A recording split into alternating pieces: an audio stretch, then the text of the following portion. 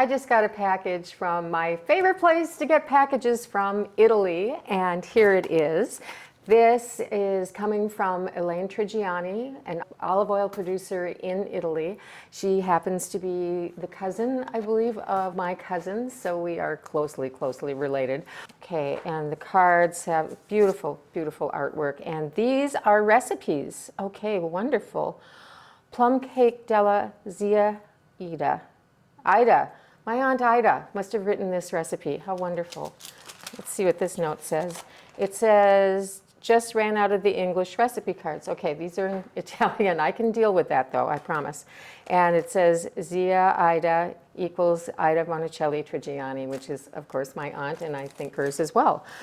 Okay, nice packaging here. This is very secure. These bottles are completely in cardboard and very well packed. Let's get the first one out. Really well packed. I can't get them out. Okay, here we go.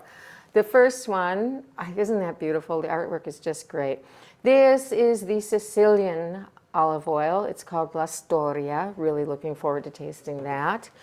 And then this middle one, no label. This is one that I'm going to be doing some testing with. It's new, so we'll try that later. And then this last one, this, isn't that just the greatest image? This is Sannino, and this is a Tuscan olive oil. I am going to go and find my tasting glasses, and we will open these up and taste them. These are used for tasting olive oil specifically. They are pretty small and very thin glass. They are blue and sometimes come in red. And the reason for that is you don't judge olive oil by its color. You judge it by its aroma and its flavor. And the color will influence you because it influences me, so that's why they use these glasses. This design was done by a particular olive oil maker, so oftentimes they're just plain glass. The lid here is for trapping the aroma. It's called a watch glass, and that just helps while you're heating this in your hand, the olive oil in your hand, that helps trap the aroma for you. So let's start with La Storia, which is the Sicilian. I'm going to pour in about a tablespoon of olive oil and just warm it up a little bit in my hand.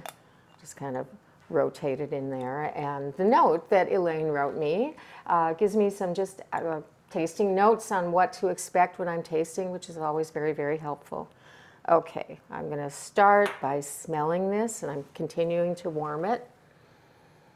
Oh, it smells very fruity, and it's really aromatic. It's wonderful. And these glasses really help because they really do trap the aroma, so you can get your nose right in there. Let's go ahead and taste it. Oh.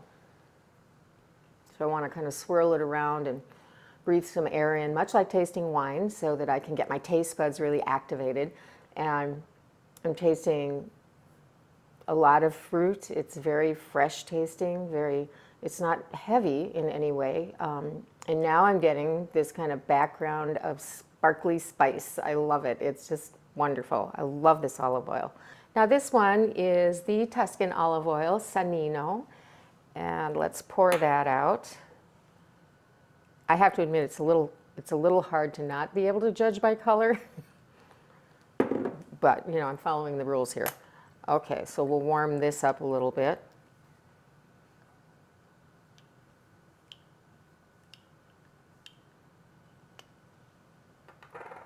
Let's smell it. Oh, that's really got a lot of aroma, and it's grassy. Again, really fresh.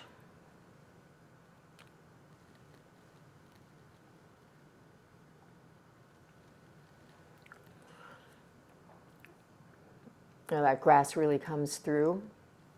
And this has, it's not spice, it's peppery. Lots of flavor. And again, really fresh tasting, really, really fresh tasting. I'm going to love using this olive oil too.